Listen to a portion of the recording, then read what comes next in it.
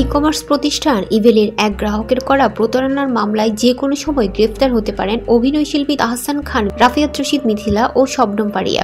রাজধানীর ধানমন্ডি থানায় 4 ডিসেম্বর প্রতারণার এই মামলাটি করেন ইভেলের গ্রাহক সাদশ্যাম রহমান। গতকাল বৃহস্পতিবার রাতে বিষয়টি জানাজানি হয়। মামলার আসামি অভিনেতা তাহসান খান বেশ কয়েকটি কনসার্টে অংশ নিতে বর্তমানে যুক্তরাষ্ট্রে অবস্থান করছে। হোয়াটসঅ্যাপে তাহসানের সঙ্গে যোগাযোগ করা হলে তিনি বলেন, মামলার বিষয়ে তিনি শুনেছেন এবং এই বিষয়ে আইনজীবীর সঙ্গেও তার কথা হয়েছে। তাহসান বলেন, প্রচারক কখনো প্রতিষ্ঠানের সামগ্রিক দায়ভার নেবে না। সারা বিশ্বে লাখ লাখ প্রতিষ্ঠানের লাখো ব্র্যান্ড অ্যাম্বাসেডর রয়েছে, তারা তো ওইসব কোম্পানির সব দায়ভার নিয়ে বসে নেই। কোম্পানির যখন সমস্যা দেখা যাবে তখন তারা সরে আসবে। প্রচারণার দায়িত্ব পালনকারী কোনোভাবেই অপরাধী হতে পারে না। তাহসান বলেন, আমি যে বছর জানুয়ারিতে চুক্তিবদ্ধ হই তার আগের বছর জানুয়ারিতে আমাকে অ্যাপ্রোচ করা হয়। আমি যখন ডিনাই করছিলাম তখন তারা আমাকে বলল, আমরা বাংলাদেশ ক্রিকেট বোর্ডের সঙ্গে আছি, আমরা আইসিটি অ্যাওয়ার্ড পেয়েছি, তাহলে কেন ডিনাই করছেন? আমি শেষ পর্যন্ত চুক্তি করেছিলাম, কিন্তু সেই চুক্তি অনুযায়ী কাজ করিনি।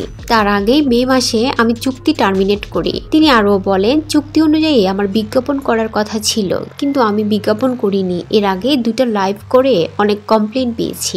আমার কাছের মানুষ কমপ্লেন করেছে, যার ফলে আর অগ্রসর হইনি, চুক্তি বাতিল করেছি। মানহানি মামলা করবেন জানিয়ে তাহসান বলেন, গত 7 মাস ধরে মানসিক আর্থিকভাবে ক্ষতিগ্রস্ত হয়েছি।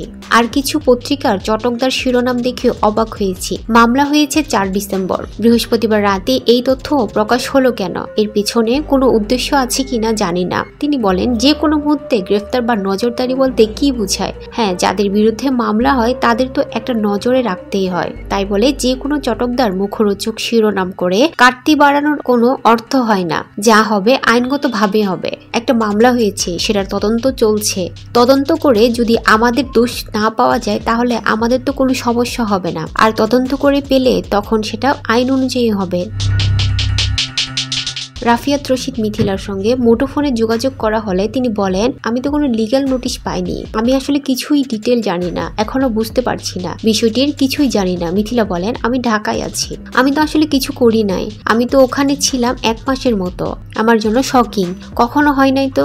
মিথিলা বলেন, আমরা তো 1000-এর বেশি ব্র্যান্ডের বিজ্ঞাপন করি, এখন একটি নিয়ে মামলা হলো, দেখি। মামলার এজাহারে সাদশ্যাম রহমান অভিযোগ করেন, ইভেলি থেকে 3,18,000 টাকায় মোটর সাইকেল অর্ডার করেছিলেন তিনি, কিন্তু তাকে পণ্য ডেলিভারি দেওয়া হয়নি, টাকাও ফেরত পাননি।